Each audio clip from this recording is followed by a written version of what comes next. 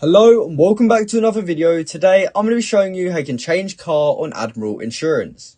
Now this is a very quick and easy thing to do, so make sure you watch this video all the way to the end so that you don't miss any steps. So the first thing you want to do is head over to Admiral's website, and once you're on this page we can go to the top left corner and just go ahead and click contact us. Now from here we just want to scroll down until we see motor, and we just want to choose motor insurance. From here we're able to actually log into my account. And as you can see, on my account, we can make changes to our policy, which means vehicles, addresses, and drivers.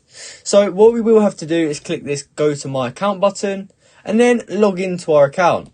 And then from there, you should be able to see the policy that you currently have active, and then you'll be able to edit it and then change the car that is currently on your insurance.